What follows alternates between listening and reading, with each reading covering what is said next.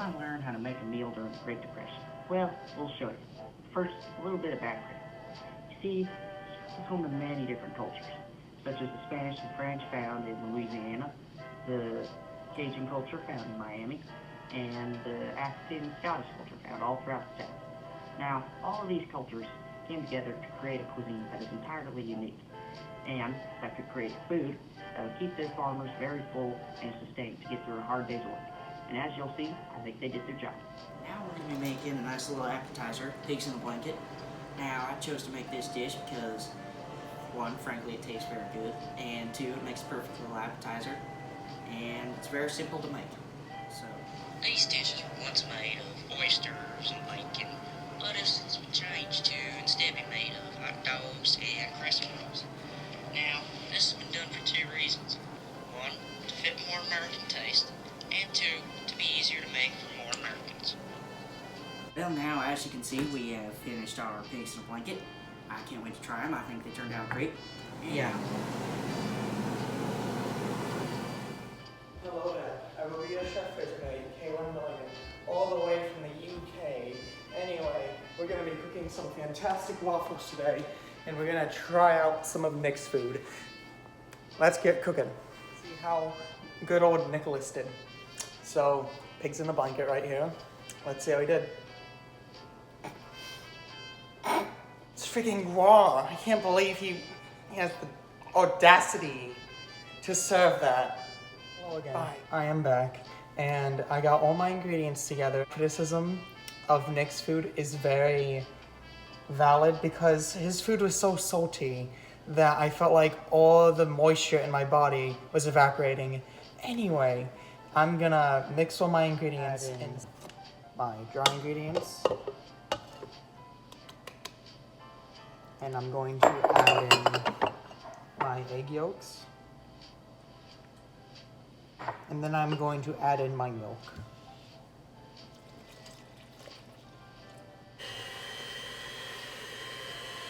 Sorry there, folks. I just realized that I probably didn't mix my batter in the old 1930s type of way. But you know what? The 1930s is now, and I got future technology, okay? I think the waffles iron is ready. So we're gonna cook these till they're brown.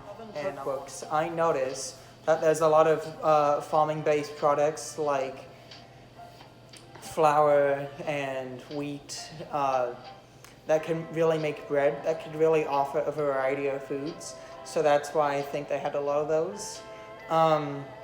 There was also a lot of dairy-based products that could have come from the western farms, but also areas such as Texas.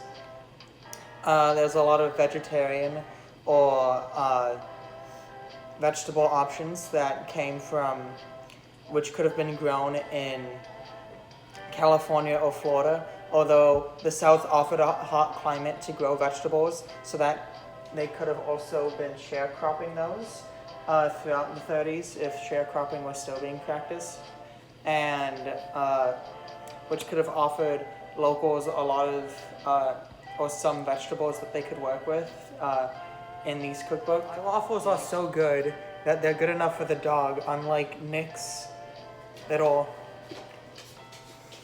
pigs in a blanket.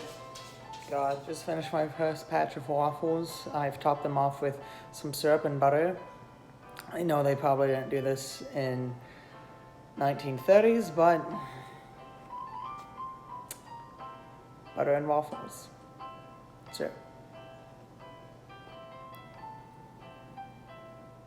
Howdy y'all, today we're gonna be making some cheese delights. This is an old family recipe of mine, not my family per se, but a different family. I'm gonna be wearing a protective mask today because I'm currently suffering from an unknown disease, so alright, let's get cooking.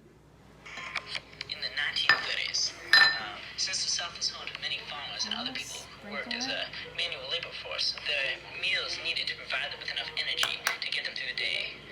To achieve this, during the Great Depression, these dishes were often made with ingredients such as canned goods or stale bread, as seen in some of the recipes that we featured today. These all had the goal of keeping the farmers energized, regardless of the quality of the ingredients. Howdy y'all, today we're gonna be making a meal that I like to eat on a cold winter night. It is potato soup. Alright, our first ingredient is butter.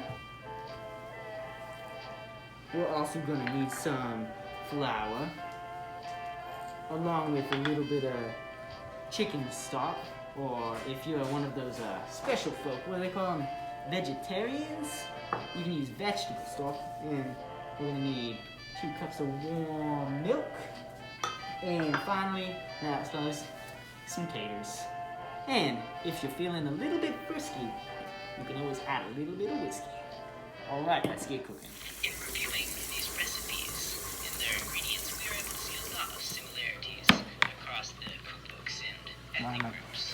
So food relies heavily on fresh vegetables, rice, pork, chicken, local game, and fresh seafood, and has a mix of various cultures. This is evident in the sauces and spices that are used that give each dish its individual taste. Okay, that's good. Hello folks, I'm back at it again with some southern cooking from the British chef all the way from the UK. Now today we're going to be making some good old fairy cakes while checking out Shane Meadows' food. Okay folks, today we have a Shane Meadows potato soup. Let's see how it tastes.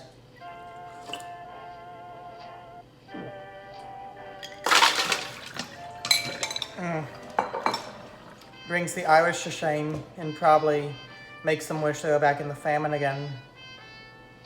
Alright folks, I got my ingredients here to make fairy cakes, and I'll just be putting it all together in just a minute. I got my fairy cake mix here. I'm waiting for the oven to heat up. I've realized that cookbooks are also primary sources for periods throughout time, because with these cookbooks we could see advertisements, the foods, and things that the culture would see back in the day, and we could make that as a reflection of what everyday life was like for them, and we could probably even trace our ancestral lineage or culture through these cookbooks and see what they've done throughout their everyday lives.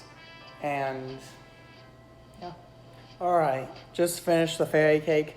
Tastes absolutely delicious, as if it was made by fairies. It's the best thing. Could probably just live off of these, especially with like a cup of tea.